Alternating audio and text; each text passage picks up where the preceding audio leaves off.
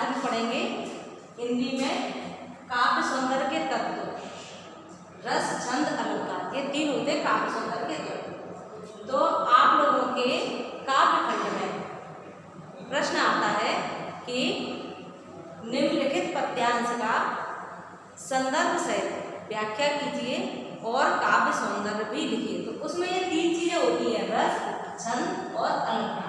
तो ये काव्य सौंदर्य के तत्व, इससे काव्य की सुंदरता बढ़ जाती है। अब इसमें सबसे पहले आता है रस। अब उसमें हम 4 चीजें लिखते हैं। इसमें कवि की भाषा लिखते हैं, फिर रस, छंद और अलंकार लिखते हैं कि पद्य में कौन सा रस है, कौन सा छंद है और कौन सा अलंकार है। तो ये आता है आपका 2 नंबर का, तो आधा आधा नंबर का डिवाइड हो जाता है। अब हम पढ़ेंगे कि रस होता क्या है, रस चीज क्या है। तो रस होता है किसी चीज का निचोड़। जब अपन जैसे गन्ने का रस अपन निचोड़ लेते हैं, गन्ने का जिसे अपन जूस बोलते हैं इंग्लिश में, तो गन्ने का रस होता है। तो जिस चीज से हमारी जीभ स्वाद ग्रहण करके आस्वादन लेती है उसे कहते हैं रस। तो आचार्य ने रस को काव्य की आत्मा कहा है। ये कंपटीशन में कई बार क्वेश्चन पूछा जाता है कि रस की आत्मा किसको कहा गया है। तो रस को, अथवा पूछा जाता है कि रस को काव्य का क्या कहा गया है। तो क्या कहा गया है, रस को काव्य की आत्मा कहा जाता है। तो रस के कितने अंग होते हैं?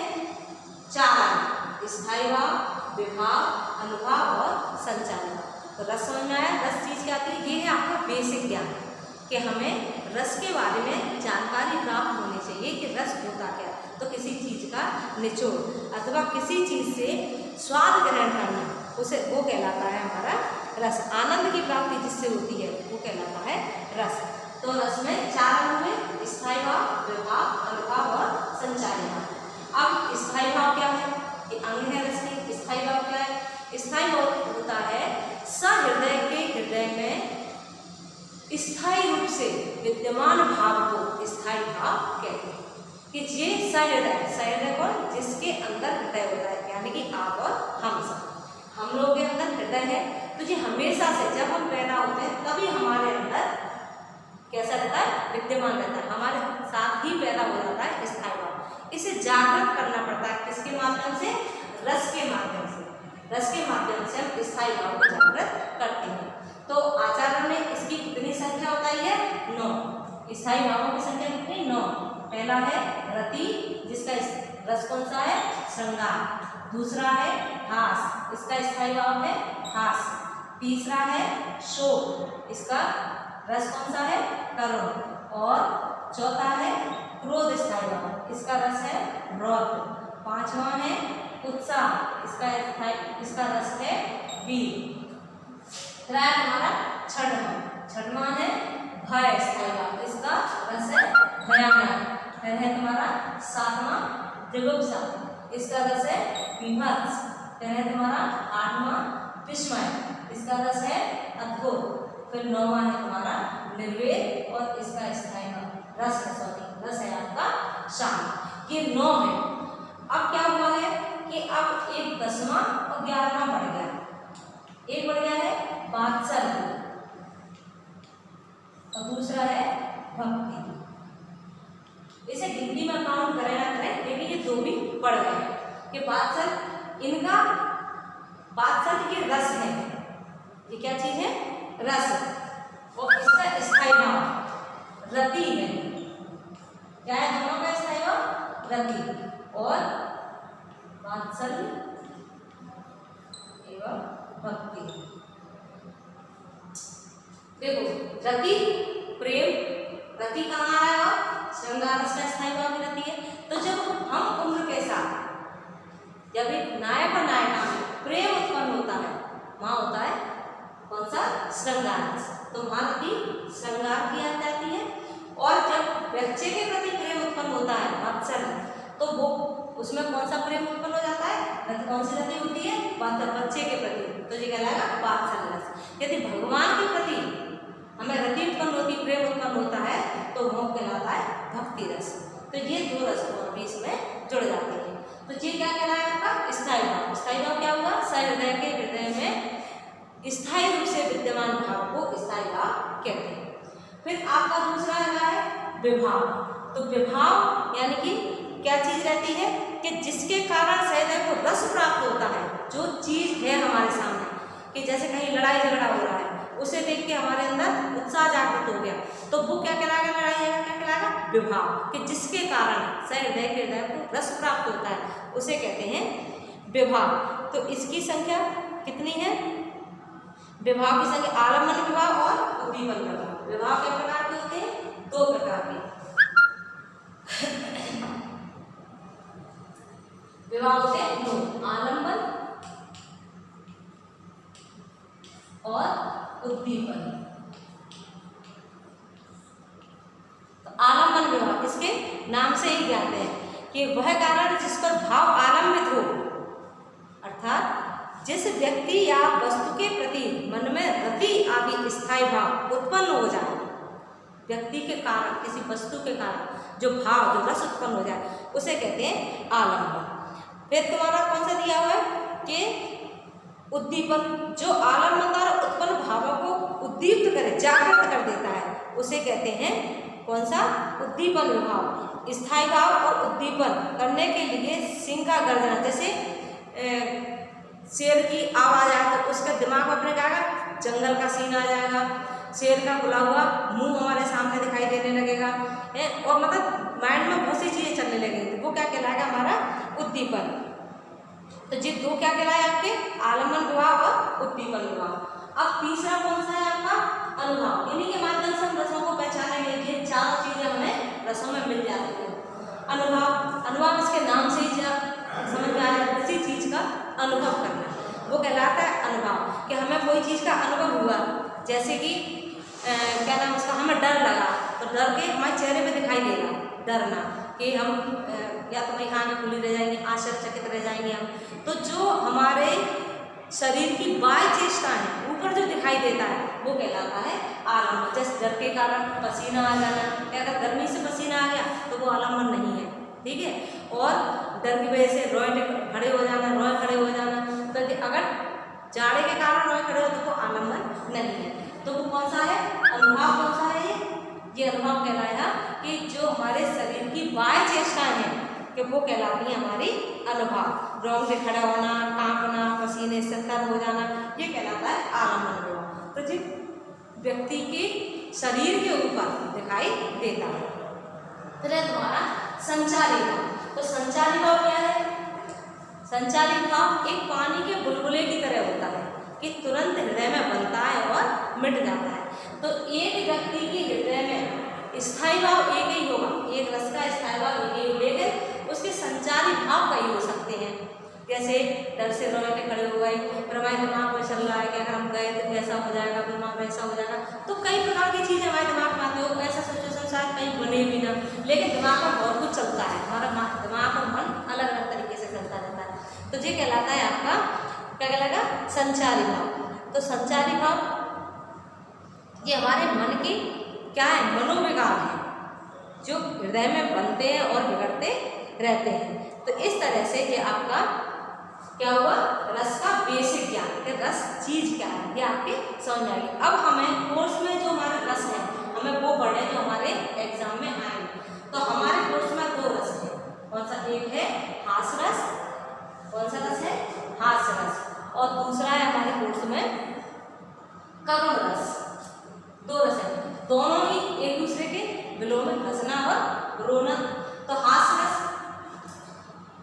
इसका स्थायी भाव कौन सा है, हास।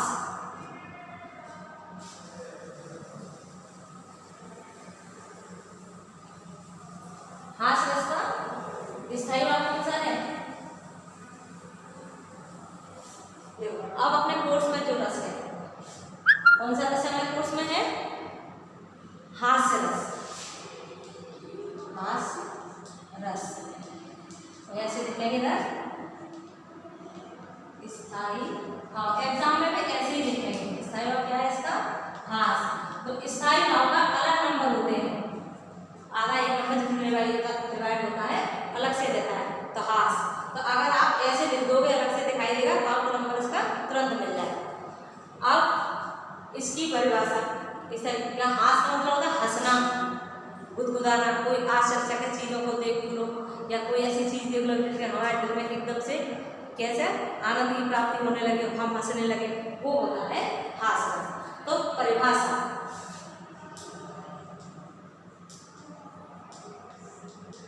परिभाषा क्या है कि जितने भी आपके रस हैं, 9 रस हैं, 9 रसों की हम एक ही परिभाषा बता देते हैं कि आप सिर्फ उसमें रस और स्थायी भाव चेंज कर देना। तो हास्य रस विभाव, अनुभाव और संचारी भाव, जो कॉपी पे नोट कर लेना बेटा, संचारी भाव के योग से हास्य नामक स्थायी भाव के जागृत होने पर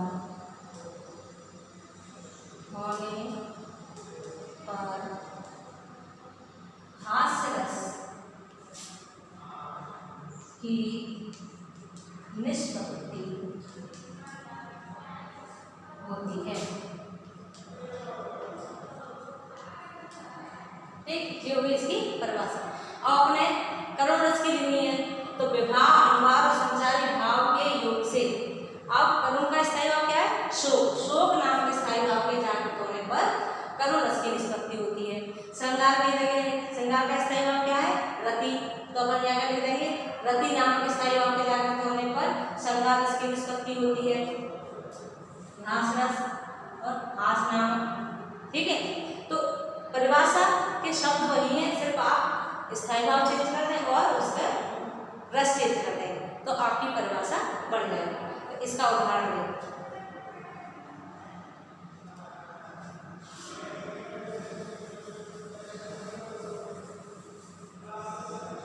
उदाहरण है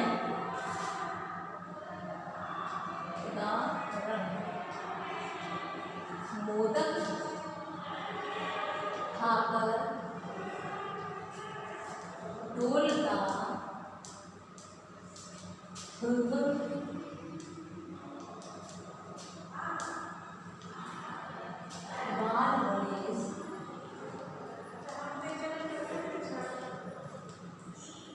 पेट सुन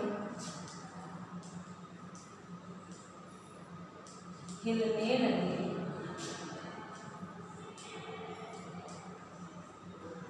हंसते शिवा सुरेश। ये हो गया आपका इसका उदाहरण। तो एग्जाम में इसकी परिभाषा, उदाहरण पूछा जाता है, पहचान भी पूछी जाती है। तो ये आपका हो गया कौन सा? हास्य रस। मोदक खाकर बोलता तुलतुल बाल गणेश, पेट सूंड हिलने लगे, हंसते शिवा सुरेश। तो ये होगी आपकी क्या परिभाषा? हास्य रस की। अब इसके बाद है आपका करुण रस। कौन सा रस है आपका? करुण रस।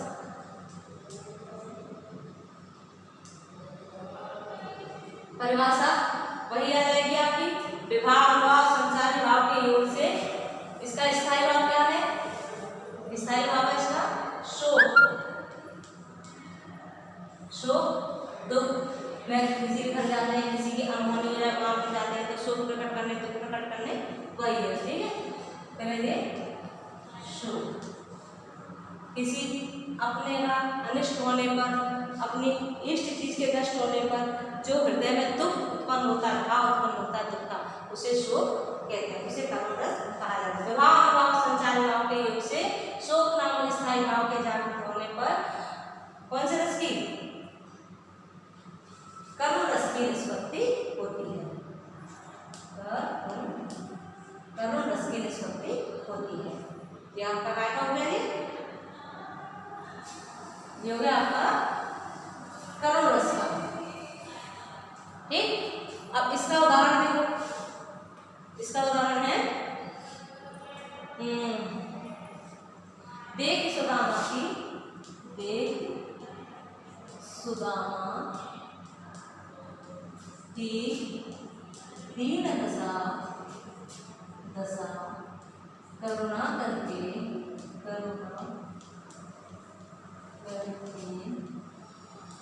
करुणानिधि हुए।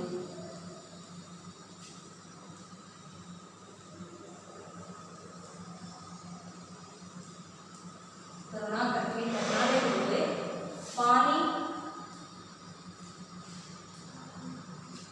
परात को हाथ छुओ नहीं। नैन के जल सो पग